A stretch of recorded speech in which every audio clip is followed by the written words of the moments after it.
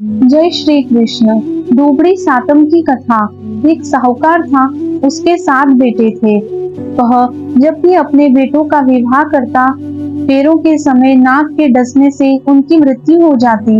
इस तरह उसके 6 बेटे मृत्यु को प्राप्त हुए। जब 7वें बेटे की शादी तय हुई, लड़के की बहन किसी दूसरे गांव में रहती थी, उसे लेने गए। जब वापस आने लगे तो बहन को रास्ते में प्यास लगी। वह पानी पीने कुएं पर गई। वहां एक बूढ़ी औरत कुछ बना रही थी और कुछ बिगाड़ रही थी। बहन ने पूछा, तुम कौन हो और यह क्या कर रही हो? तब बूढ़ी औरत ने कहा, मैं बे माता हूँ और एक साहूकार के 7वें बेटे की शादी है। 6 मर चुके हैं, अब 7वां मरने वाला है, सो उसके लिए ढकनी दे रही हूँ। बहन ने पूछा, वह किसी तरह बच सकता है?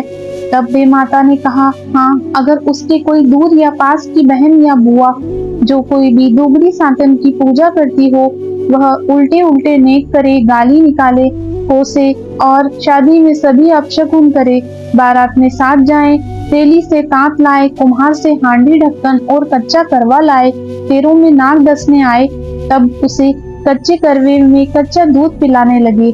जब वह दूध पीने लगे तब हांडी में बंद करके ढक्कन लगाकर तांत से बांध दे, तब यह काल की घड़ी टल सकती है। बस फिर क्या था। बहन उसी समय से चालू हो गई। गालियां बकती बकती भाई के पास पहुंची। भाई ने कहा, बहन तू गई तब तो अच्छी थी, आई तब गालियां दे रही है, क्या कोई भूत प्रेत तो नहीं लग गया? राम राम करते घर पहुंचे। भाई का बाण बैठने लगा तो बहन ने कहा कि इसका बाण चौकी पर नहीं बैठने दूंगी, सिल्ला पर बैठाऊंगी। जिद करने लगी, तब बाण को सिल्ला पर बैठाया।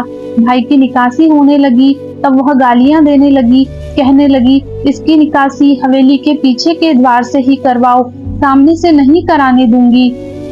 सबने खूब समझाया, पर बहन गालियां देती रही, जिद करती रही, तो हवेली के पीछे के द्वार से ही निकासी करवाई गई। तभी सामने का दरवाजा गिर गया।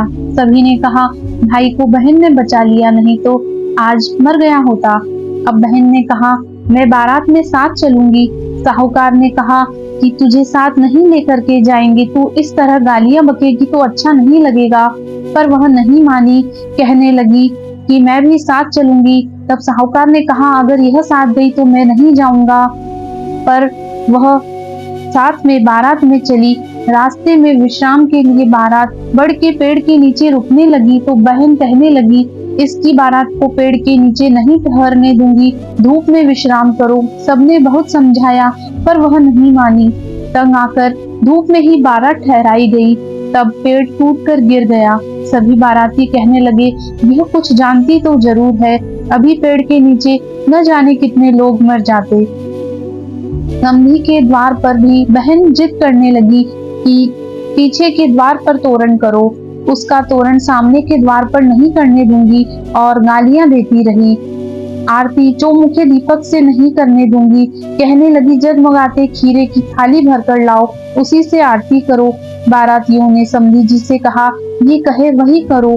तोरण मारते वक्त सामने का दरवाजा गिर गया। आरती करते वक्त ऊपर से सांप आकर गिरा, जो जगमगाते खीरे में जल गया। खीरे न होते तो सांप दूल्हे को काट लेता। फिर बहन जिद करके फेरों में साथ बैठी। 2 फेरे हुए, सांप आया। बहन ने सांप के आगे कच्चे दूध का करवा रखा। सांप दूध पीने लगा, तब उसने तांत से बांधकर हांडी में ढक्कन लगाकर घोड़े के नीचे दबा दिया। कहा, अब निश्चिंत होकर फेरे करो। उसी समय नागिन आई। वह कहने लगी, पापन हत्यारन, छोड़ मेरे नाक को। बहन ने कहा, तू तो एक घड़ी ही दुखी हो गई, मेरे 6 भाभी कब से दुखी बैठी है। सर्पनी ने कहा, जा उनको छोड़ा। इस प्रकार बहन ने अपने 6 भाई जीवित करवा लिए। फिर सांप को छोड़ा। बहन अपने 7 भाई भाभीओं को लेकर के बारात के साथ रवाना हो गई।